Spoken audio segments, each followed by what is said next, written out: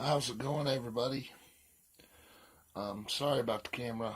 I don't know, this phone's old, it's jacked up.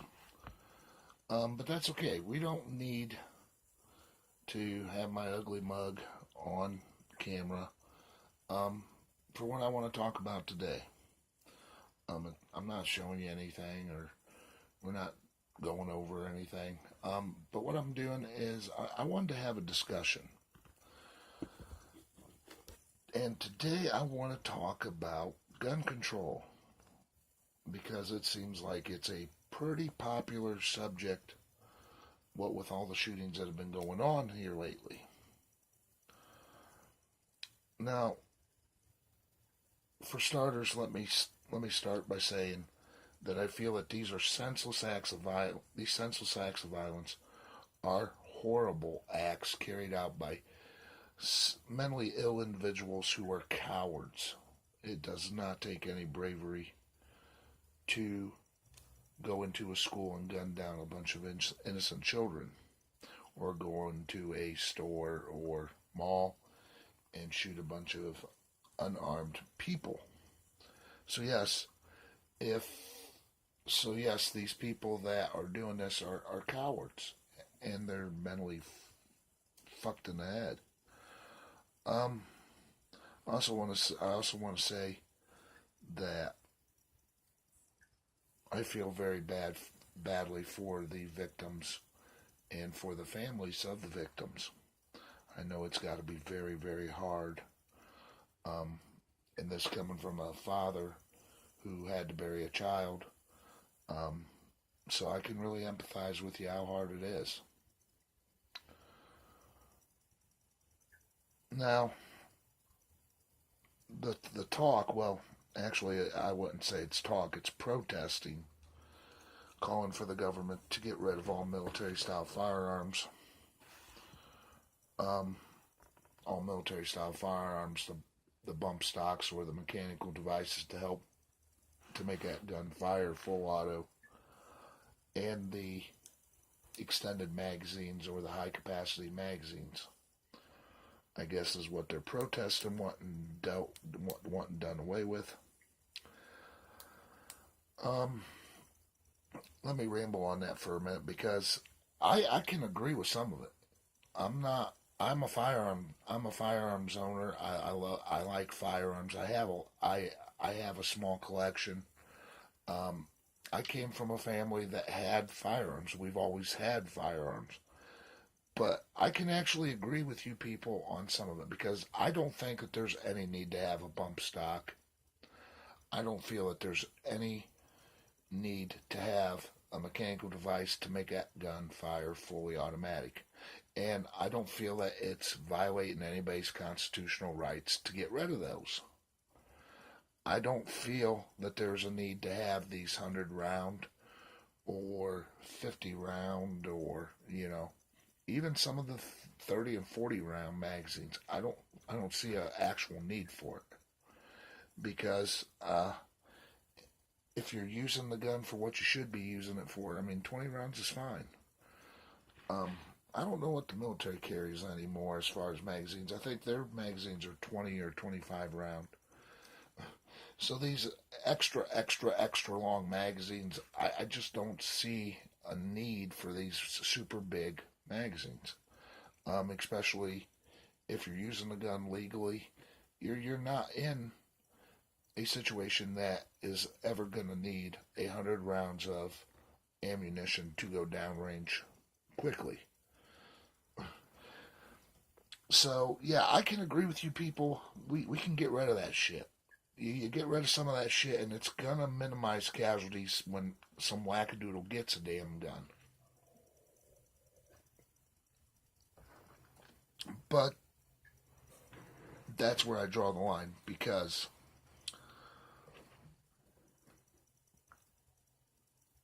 I see the signs, I see the shirts, I hear the families, I see the schools, I see the school students walking out in protest of guns, and I'm not going to badmouth these people, not at all. Everybody has Your constitutional right to freedom of speech means that you have a right to voice your opinion, just as I have a right to voice my opinion in this. That is your constitutional right. But you also got to understand that I have a constitutional right to keep and bear arms. It does not specify in the constitutional in the Constitution what firearm I can have. You know, back when the Constitution was wrote, everybody's firearms were basically military style firearms because that's all they freaking had. It was one gun for everything. So, you know, the people that use that say, well, the Constitution never said that you could have a military style firearm. Yes, it did, basically, because everybody's firearms back then were military style because that was the only gun that they had. And if you really want to get technical, you know, when they wrote the Constitution and they said that you had the right to freedom of speech, I'm sure they didn't mean every stupid idiot that wanted to say something stupid or rant and rave or cry or whine or complain for a bunch of people to listen to. I'm sure they didn't really think about that either. So, you know, just as I have a right to have a firearm, you have a right to make stupid comments, whine, complain, cry about shit, and make it known to the world. And if you really want to get technical and do a little reach in there, the government already infringes on a person's constitutional rights, as it is by making people buy expensive permits to have Class 3 or fully automatic weapons. Not that there is really a purpose to own one, but they do charge an outrageous sum to have it. I think it's $200 for a stamp.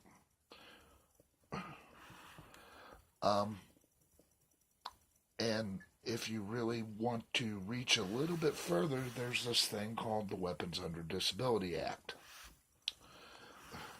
It prohibits anybody with a felony from owning a firearm. And I know what the actual law says. It says a violent felony, but that's bullshit. It's any felony, people. And I can prove it because I have a friend that back in 1990 was convicted, or pled no contest, but same thing as being convicted, of trespassing. Or, no, it was breaking and entering. I'm sorry. It was not aggravated. It was a felony 4, I think. It was the lowest felony at the time. And he did probation. He never did any jail time. Got it expunged. And, you know, to this day, he still cannot own a firearm. He's went through all the channels. He sent the letters to the FBI or the ATF, I don't know which. And he's went to gun stores. He's tried to purchase firearms, and they always stop him. They always blackball him. And when they say after so long, you can actually petition. It's the ATF or it's the FBI, one of them, to allow you to have gun rights again. And, well, this is 27 years later, and he still has not been able to get them to let him have any type of firearms rights. So, yeah, it's bullshit when they say violent felonies. It's any felony. If you have a felony, you are fucked. You will never own a gun again legally. So, you know, in my opinion, yeah, that's an infringement on a constitutional right because the Constitution did not say anything about if you have a felony or if you have any criminal history, you can't own a firearm. Actually, if you want to get technical, everybody in everybody that made everybody that made the Constitution were actually criminals, because to the British government or to the English government, we were all criminals. And I know some of you are going to say that that's a good thing, but and yes, for some of it, for some of the people that are stopped from buying guns, from some of the convicted felons from buying guns, I could say yes, I would agree with you. But honestly, some of these people that get convicted over some stupid shit, okay, this person cashed a bad check. She's got a felon. She's got a felony.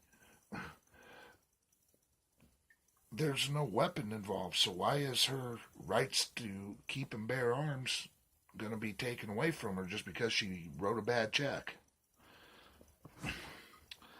So, it's just a matter of opinion. Again, once again, some of you are going to agree with me and say that, hey, yeah, you know what, that is kind of bullshit. Some of you aren't. Some of you are going to say that is the way the cookie crumbles, and they just got to shut the fuck up and deal with it.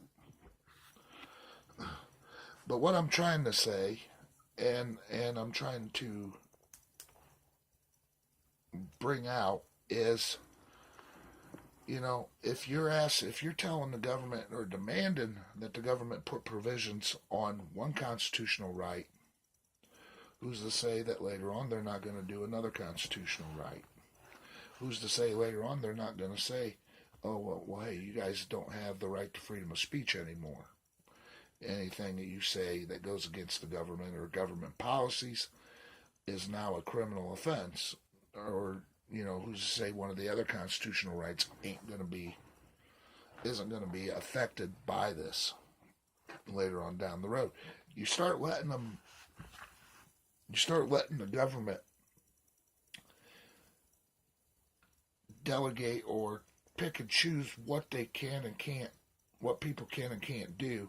Sooner or later it becomes commonplace. I mean, it's sooner or later they're just going to start, well, you know what, this freedom of speech shit ain't working. It's just causing a lot of problems, causing a lot of chaos. People don't like it when somebody speaks out. It hurts somebody's feel bads. So we're just going to do away with it. So, that's just something to think about when you're out there on the streets with your signs or your shirts that say, get rid of the guns. Think about it. Sooner or later, it's maybe somebody's going to start protesting your right to have freedom of speech or one of your other constitutional rights. And that's something that could very easily happen. I mean, it could happen tomorrow. I mean, we already got people protesting a person's right to pick and choose whether or not they're going to have an abortion. I'm not a believer of abortion, but at the same token, I'm not a big fan of people deciding what's best for another person. So we're just going to move on. And I don't know if you guys remember this, but years ago they tried to ban military-style firearms in high-capacity magazines. I do remember it because I had actually bought my first AR-15 weeks before the ban because I heard the ban was coming and I wanted to get an AR-15 while the prices were still good. And I also, at the time, I had a Taurus 92, and I had several of the 30-round magazines for the Taurus, the extended magazines, because I thought it was pretty cool, and it was kind of Tomb Raider-ish, having those big long magazines, and I made some leather mag holders for it that I could just drop the mag and then just, do the Tomb Raider thing. But when the ban came, it didn't do a fucking thing. It did not change it. It did not change anything. The only thing it did was the price of those magazines went from $30 a piece to almost $300 a piece. And all it changed was a $500 AR-15 went to $1,500. A $600 AK-47 went to almost $2,000. That's all it did. The guns are still out there. You can ban them. All you're going to do is you're going to ban the making or importation of new ones. The old ones are still there. It's not going to stop a fucking thing. And I would hope that this government is smart enough to realize that they're not going to be able to take away people's guns. I mean, you go to Texas and you try to tell them people in Texas, hey guys, guess what? You gotta give up your guns now. Yeah, that's not going to go well for the government. It's not going to go well for anybody. And, it went for about, I think it went for 2 years. Somebody correct me in the comments if I'm wrong, but I think it was 2 years. And then everything went right back to normal. They did away with the ban. The ban expired, and everybody in the gun, everything went right back to normal. Didn't change a damn thing. And even if they did, through some miracle, get a ban on the guns, and the law-abiding citizens had to turn in the guns. Now, let's just say in this magical, farting unicorns world, you got what is there, 20 million U.S. citizens to turn in their guns. Do you think the criminals are? Do you think there's still not going to be guns on the street?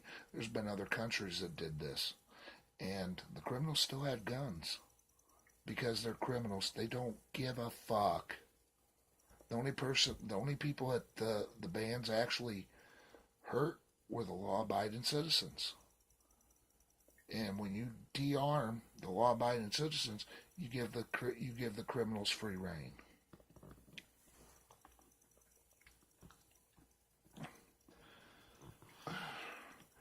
So that's something big that you guys need to understand. A firearms ban ain't gonna do a damn thing to stop these horrible acts. If some wackadoodle wants to kill a bunch of people, they're gonna find a way. They're gonna find a means. I mean, taking away the firearms isn't gonna stop them. They're not gonna be like, oh fuck, I can't get a gun, so now I can't go kill a bunch of people in school. No, they're gonna find a different way. They're going to go poison the food or in the school and just poison all the kids and teachers or whatever. Or they're going to build some bombs. I mean, shit, you can find bomb schematics on YouTube.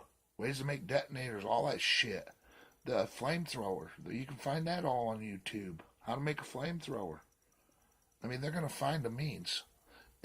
You can't underestimate the power of stupid people. When they want to do something, they will find a way. It's the biggest thing that everybody can take away from this is it's not the gun's fault. It's,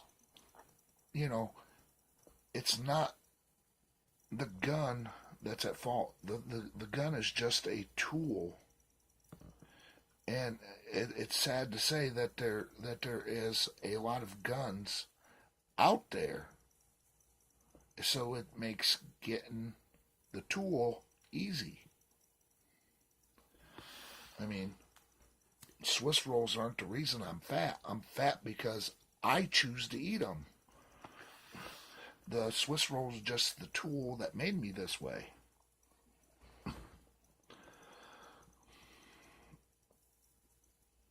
I mean, look at the millions and millions of these guns out there now in the hands of responsible individuals. They aren't killing anybody. They may be fucking up some prairie dogs or doing some damage on some cardboard targets, but they ain't hurting people. And it's because they're in the hands of responsible people.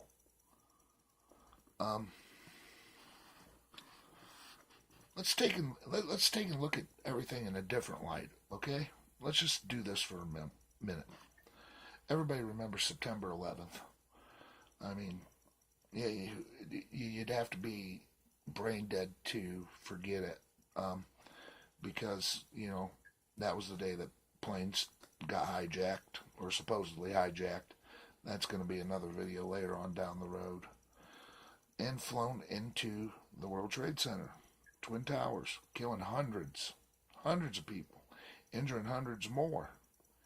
In one day, some hijacked planes did more death, destruction, and injury than all of the school shootings, all the mass shootings combined in the U.S. over the last few years.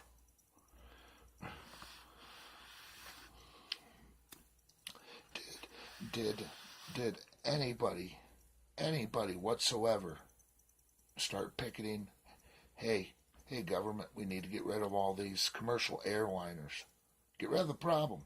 The airliners killed the people. Who gives a shit about the wackadoodles that took it? No, because that would just be stupid. But just like guns, the planes are just a tool. You put it in the hands of somebody that's sick, twisted, and cowardice, and bad things are going to happen.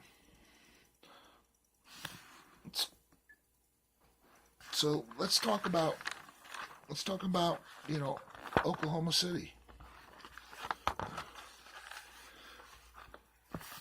Was it the box truck, the nitrate fertilizer, the diesel fuel? Was it their fault that the Oklahoma City bombing happened? No. It was Timothy McVeigh. It was his cowardice. It was his mental instability that caused the Oklahoma City bombing. The box truck, the fertilizer, the diesel fuel, they were just unfortunate tools of the guy's plan. And so just look at what happened just here recently. I don't know where it was. I just got a quick glimpse of it on TV. But there was a person that just run down a bunch of pedestrians on the street using a car. Obviously, we're not going to protest and ban cars or ban that particular make and model of cars, because that would just be ignorant. So when you put common sense into the equation, it's kind of stupid that we're screaming and yelling to ban military style weapons when they're just tools of convenience, just like the planes of 9/11, the truck, fertilizer, and fuel of the Oklahoma City bombing, the cars that run down people every day. The actual problem isn't that. It isn't the tools. It's the people behind the tools. And that's what we don't even, when something like this happens, we don't even consider it. We don't even take a look at it. We don't even give a shit about the person behind the tool. We're all pissed off, mad, raging, fuming about the tools. The actual problem is the people. It's the fucking wackadoodles. It's the people that are carrying out these acts of violence. That's the problem. And unfortunately, you can't fix stupid. You can't fix these people. These people need to be either institutionalized or euthanized. And I know I'm going to get a lot of shit for saying it, but yeah, if somebody's too fucking mentally unstable to be allowed to be a member of society, euthanize them.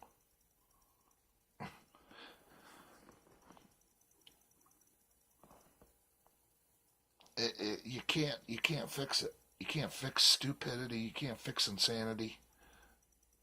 And you sure as hell can't stop them. Because if they want to kill somebody, whether they have a gun or not, they will find a way. It's been proven time and time and time and time again. I mean, this isn't the first. This isn't the first string of mass killings. I mean, you got the cult leaders of the past. You know, they fed their people poison. You got, countless mass bombings kill millions of people every year. Planes getting hijacked, killing people. I mean, you got all these other things. So, if somebody really is sick and twisted and wants to do something, they're going to do it. The only thing that we can do is band-aid the wound. We can't fix it. Um, we can we can add we can force the government to add law enforcement or even a military presence in our schools, whether it be, a couple officers at every door or, officers and off one door's unlocked, one entrance and exit point, and there's a guard staying on duty. We could put this law enforcement presence in the schools.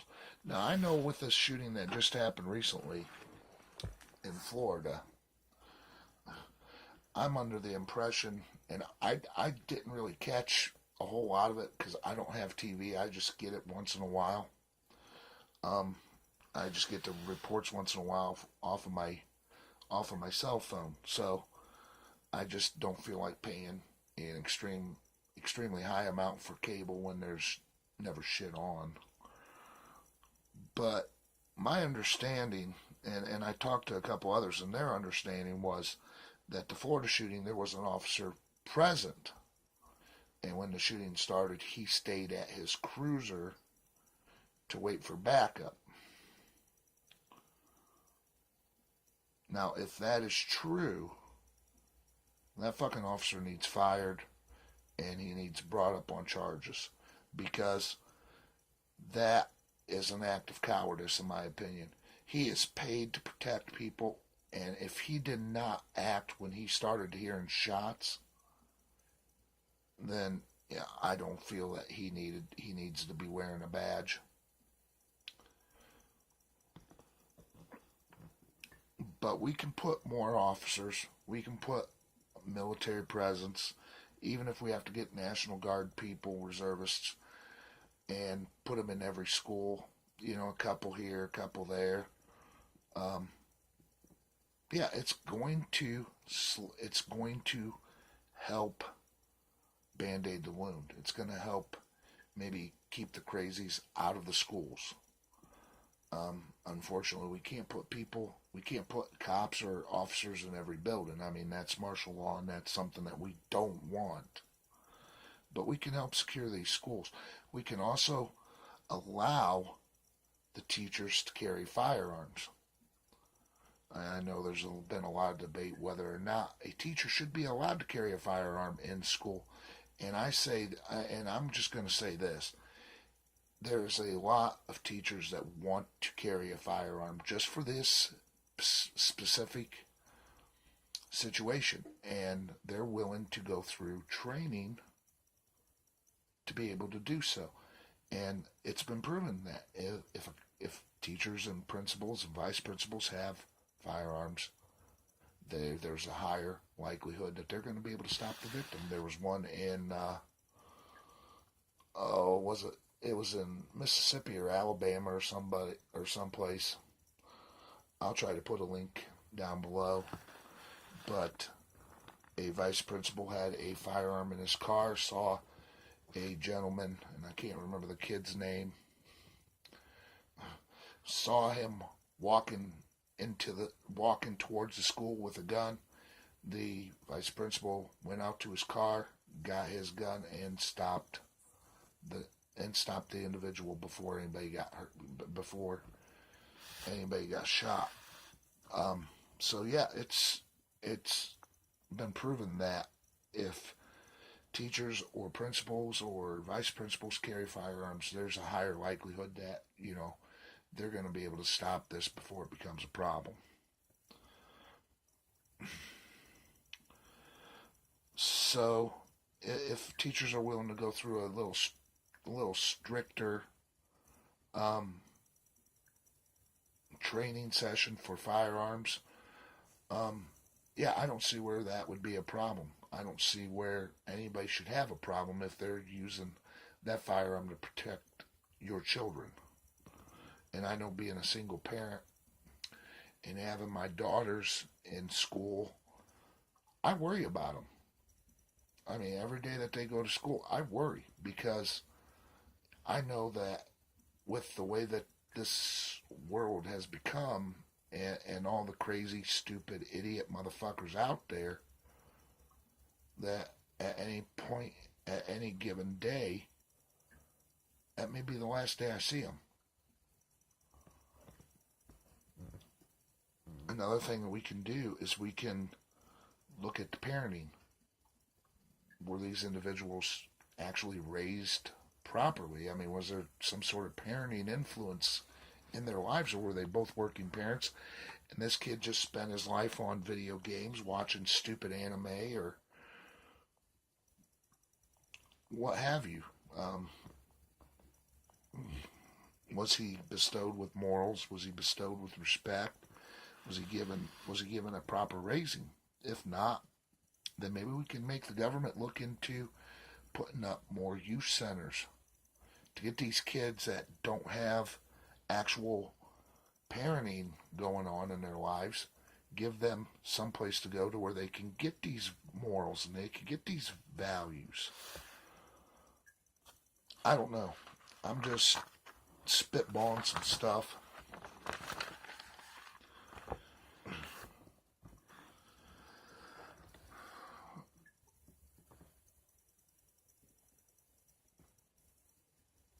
I mean, I just, there. It's one of those. It's just, there's no good there's no good nor bad answers. I mean, there's no right and wrong answers here. But getting rid of people's firearms isn't gonna do nothing. I can tell you right now, it's not gonna solve a fucking thing. All it's gonna do is it's going to make a lot of people rich, because the guns that are out there on the market now are still going to be on the market. And people that own guns are still going to own guns. So the guns are still going to be there. We got to come up with a better way of making sure our kids are safe when they go to the mall. We need to come up with better ways to make sure our kids are safe when they go to school.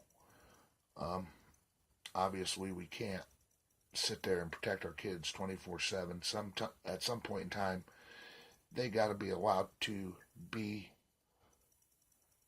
kids. I mean, at some point in time, they got to be able to grow and learn and protect themselves. So, I don't know. All I can say is we need to look at the actual cause of the problem, and start looking at actual ways that we can fix that part of the problem. Well, what can we do to get these people to where they're not wanting to shoot up schools or not wanting to go to the mall and shoot it up? You can do that. You can fix the problem. Anyways, thank you guys. You've been great. If you like the video, please share it. Let's get it out there. Let's have other people watch the video, watch this, and let them decide what they think. Leave your comments below, please. It doesn't matter whether you're pro gun ban or not pro gun ban. I like to hear from everybody. That's our constitutional right. So you guys have a great night, and I hope to be doing another video soon. Thank you.